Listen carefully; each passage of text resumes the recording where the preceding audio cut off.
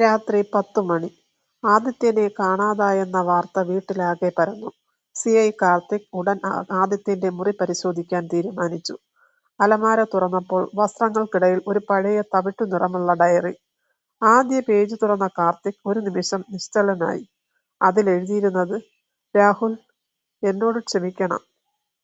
വിവേക് ആശ്ചര്യത്തോടെ ചോദിച്ചു, സാർ, രാഹുലിനെ ആദിത്യൻ എങ്ങനെ അറിയും? കാർത്തിക് ഓരോ പേജും വായിക്കാൻ തുടങ്ങി. ഡയറിയിൽ 15 വർഷം മുൻപ് നടന്നത് ഒരു അപകടമായിരുന്നില്ല. ആ രാത്രിയിൽ ഞാൻ അവിടെ ഉണ്ടായിരുന്നു.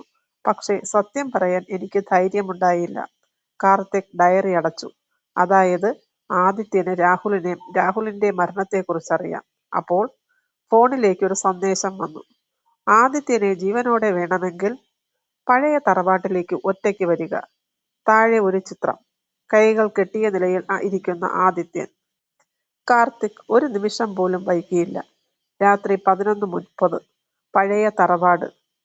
കാറ്റിൽ വാതിലുകൾ ആടുന്ന ശബ്ദം. ടോർച്ച് തെളിയിച്ച് കാർത്തിക് അകത്തേക്ക് നടന്നു. പൊടി നിറഞ്ഞ വലിയ ഹാൾ. അവിടെ ഒരു കസേരയിൽ ആദിത്യനെ കെട്ടിയിട്ടിരിക്കുകയായിരുന്നു. സാർ, പിന്നോട്ടു പോകൂ, ആദിത്യൻ ഉറക്കെ വിളിച്ചു പറഞ്ഞു. ഇത് ഒരു കെണിയാണ്. അതേ നിമിഷം മുകളിലെ നിലയിൽ നിന്ന് ഒരു ശബ്ദം. കുറച്ച് വൈകിപ്പോയി കാർത്തിക്. ടോർച്ചിന്റെ വെളിച്ചം മുകളിലേക്ക് ഉയർന്നു. പക്ഷെ ആരെയും കാണാനില്ല. കാർത്തിക് ആദിത്യന്റെ കെട്ടുകൾ അഴിക്കാൻ ശ്രമിക്കുമ്പോൾ തറയിൽ ഒരു പഴയ കാസറ്റ് പ്ലെയർ കിടക്കുന്നത് കണ്ടു. പ്ലേ ബട്ടൺ അമർത്തി. അതിൽ ഒരു സ്ത്രീയുടെ ശബ്ദം. ഈ റെക്കോർഡിംഗ് കേൾക്കുന്നവർക്ക് ഞാൻ ഇനി ജീവനോടെ ഉണ്ടാകില്ല. കാർത്തിക്കിന്റെ കണ്ണുകൾ വിടർന്നു. ഇത് ആര്യയുടെ ശബ്ദം. റെക്കോർഡിംഗ് തുടർന്നു. 15 വർഷം മുൻപ് രാഹുലിനെ തള്ളിയത് ഞാൻ കണ്ടു. അത് അപകടമല്ല. അയാളെ ഞാൻ തിരിച്ചറിഞ്ഞു. പെട്ടെന്ന് ടപ്പ്. കാസറ്റ് നിശബ്ദമായി. ടേപ്പ് മുറിഞ്ഞു. കാർത്തിക് നിരാശയോടെ നോക്കി. ഏറ്റവും പ്രധാനപ്പെട്ട പേര് കേൾക്കാൻ പോകുമ്പോഴായിരുന്നു റെക്കോർഡിംഗ് നിലച്ചത്. അതേസമയം മുകളിലെ നിലയിൽ നിന്ന് കാലടി ശബ്ദം. കാർത്തിക് തോക്കെടുത്ത് പടികൾ കയറി. മുറിയുടെ വാതിൽ തുറന്നു.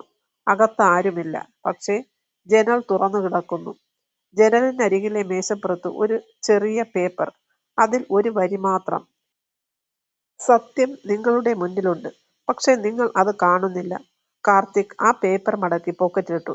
പിന്നിലേക്ക് തിരിഞ്ഞ നിമിഷം ഒരു നിഴൽ രൂപം അദ്ദേഹത്തിന്റെ തലയ്ക്ക് ശക്തമായി അടിച്ചു. ടോർച്ച് താഴെ വീണു. മുറി മുഴുവൻ ഇരുട്ടിലായി. ഇന്നത്തെ ചോദ്യം: ആര്യ പറയാൻ പോകുന്ന പേര് ആരുടേതായിരിക്കും? ആദിത്യൻ, ഗോവിന്ദൻ, ഇതുവരെ കഥയിൽ വലിയ പ്രാധാന്യം കിട്ടാത്ത മറ്റാരെങ്കിലും? നിങ്ങളുടെ അഭിപ്രായം കമന്റ് ചെയ്യൂ.